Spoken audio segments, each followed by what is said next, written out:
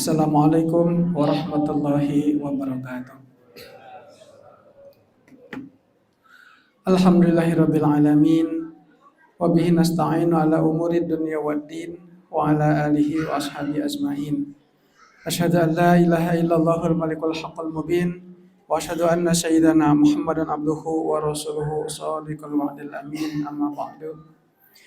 Hadirin jamaah yang dirahmati Allah Subhanahu wa taala, seraya kita memanjatkan puja dan puji kepada Allah Rabbul Izzati. Alhamdulillah, kita telah melewati hari yang pertama di bulan suci Ramadan. Semoga amal ibadah dan saum kita diterima di sisi Allah Subhanahu wa taala. Salawat beserta salam semoga selamanya terlimpah curah kepada junjungan alam, junjungan kita tercinta, yakni Habibana wa Nabiyana Nabi besar Muhammad sallallahu alaihi wasallam, pada keluarga, sahabat, atba'i tabi'in hingga sampai kepada kita. Semoga kelak dipertemukan dan bersama nanti kelak di akhirat. Amin ya Allah ya rabbal alamin. Hadirin jamaah rahimakumullah, tema pada malam ini adalah tazkiyatun nafs. Hadirin jamaah rahimakumullah, yang dimaksud tema dalam kesempatan ini adalah bagaimana kita sebagai insan, sebagai hamba Allah yang sedang menjalankan ibadah berpuasa, ibadah puasa, mampu mensucikan jiwanya. Karena tazkiyatun nafsi, membersihkan jiwa, adalah salah satu bagian yang mendorong, yang menyampaikan kepada derajat insan yang takwa atau yang disebut dengan muttaqin. Hadirin jamaah rahimakumullah, di dalam surah Asy-Syams ayat 9, 10, qad aflaha man zakkaha wa qad khaba man dassaha.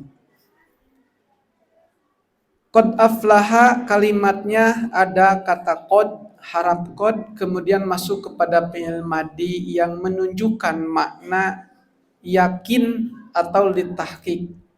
Nyata pasti bahagia orang-orang yang mensucikan jiwanya, dan pasti merugi orang-orang yang mengotori jiwanya. Hadirin jamaah rahimakumullah, dimensi manusia ada jasadnya, ada ruhnya, ada dohirnya, ada batinnya. Yang dimaksud jiwa di sini menjadi salah satu bagian daripada yang batin itu atau yang disebut dengan ruh itu. Kalau kita menyanyikan lagu Indonesia Raya, kalimat yang awal, bangunlah jiwanya, bangunlah badannya. Yang dibangun adalah jiwanya terlebih dahulu, baru membangun badannya, fisiknya. Maka hadirin jamaah rahimakumullah, fisik, bangunan yang dohir, yang terlihat akan menjadi cantik dan bagus, manakala jiwanya sudah cantik dan sudah bagus.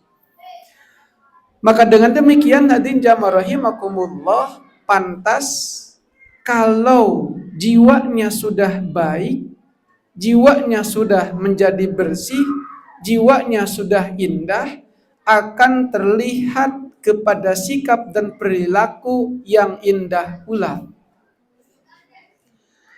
Maka dengan demikian hadirin jamaah rahimakumullah, cerminan yang kita lakukan, ucapan yang kita keluarkan, perilaku yang kita lakukan adalah cerminan daripada apa yang ada di dalam jiwa kita. Maka barang tentu sudah pasti kalau jiwanya bersih, maka akan lahir kepada lisan, kepada mata, kepada telinga yang baik-baik. Tapi kalau jiwanya kotor, maka tentu akan berimplikasi terhadap gerakan raga, tangan, anggota, kaki, tubuh, juga perbuatan-perbuatan yang kurang bagus.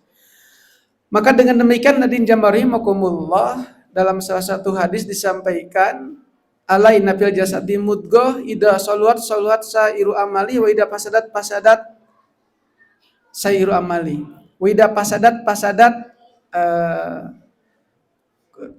sairu jasadi. ketika di dalam diri kita itu ada sebuah kolbu, ketika kolbunya bagus, maka amal perbuatan yang dilakukan oleh anggota badan yang lainnya akan bagus. Tetapi ketika kolbunya rusak, maka amal perbuatan yang dilakukan pun nanti akan rusak. Ala wahya al kolbu, dan ingat itu adalah kolbu. Kolbu bukan hati, kolbu tidak bentuk fisik.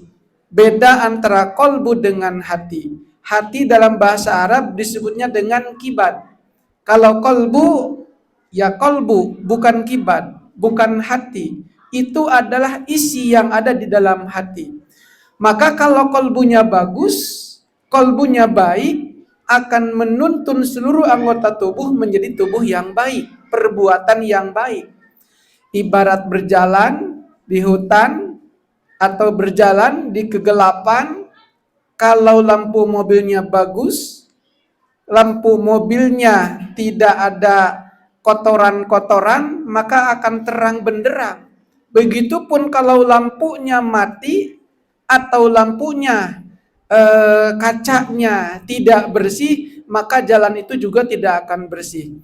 Maka kalau kolbu tadi bersih, maka akan menuntun seluruh anggota tubuh kita menjadi ke jalan yang baik dan terang benderang. Ala wahya al kolbu, itulah hati. Maka dengan demikian hadirin jamaah rahimakumullah, tazkiyatun nafsi, membersihkan hati dari hasud, dari iri, dari dengki, maka akan melahirkan buah keikhlasan, buah ridho, buah amal yang bagus, yang baik, yang akan muncul di dalam jiwa kita. Tentu bagaimana caranya? Nah, ini bagaimana caranya. Maka hadirin jamaah rahimakumullah, ada salah satu cara. Caranya adalah dengan memperbanyak zikir, maupun dikir, baik itu zikir jahar ataupun zikir sirri. Zikir jahar sebagaimana dilakukan oleh baginda Rasulullah, hatta orang-orang sampai orang-orang kafir, orang-orang musyrik menyangka Rasulullah lamma sami'u dzikra innahu lamajnun. Rasul dikatakan orang yang majnun, orang yang gila, karena Rasulullah sedang berzikir mengucapkan kalimat la ilaha illallah.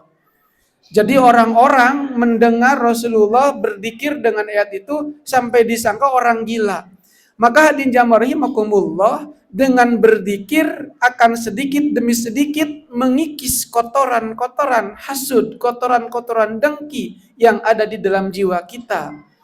Tidak hanya dengan berzikir, membaca Quran, memperbanyak sedekah, insya Allah hati kita, kotoran-kotoran yang ada di dalam kalbu kita, di dalam jiwa kita akan menjadi jiwa yang bersih. Kalau jiwa yang bersih, insya Allah panggilan amal ibadah, perintah dari Allah akan mudah dilaksanakan. Tetapi kalau hatinya kotor, ketika ada kebenaran disampaikan, hatinya akan menolak, dan hatinya akan melawan, dan akan mengatakan, dan hatinya tidak menerima. Sehingga tidak enak kalau berbuat salah, ditelurusin oleh orang lain, ditegur oleh orang lain. Hatinya menjadi dongkol. Kenapa? Karena memang jiwanya tidak bersih. Maka hadirin jamaah rahimakumullah, puasa ini melatih kita untuk selalu tazkiyatun nafs. Kenapa? Sebab man lam yada qaula zur wal amala bih fa laysa lillahi hajatun fi ayyada ta'amahu wa syarabahu. Orang yang tidak meninggalkan perkataan dusta, perbuatan amal-amal yang tidak baik, bagi Allah tidak butuh dengan puasa kita. Artinya kita harus selalu menjaga kebersihan jiwa kita di dalam beramal ibadah, dalam melakukan ibadah puasa ini. Karena dengan jiwa yang bersih, tazkiyatun nafsi menghantarkan kita menjadi orang-orang yang muttaqin. Hadirin jamaah rahimakumullah, itulah pengantar kuliah 7 menit pada malam ini. Mudah-mudahan ada manfaatnya, khususnya bagi yang bicara ini umum bagi kita semua. Wallahul muwaffiq ila aqwamit thoriq. Wassalamualaikum warahmatullahi wabarakatuh.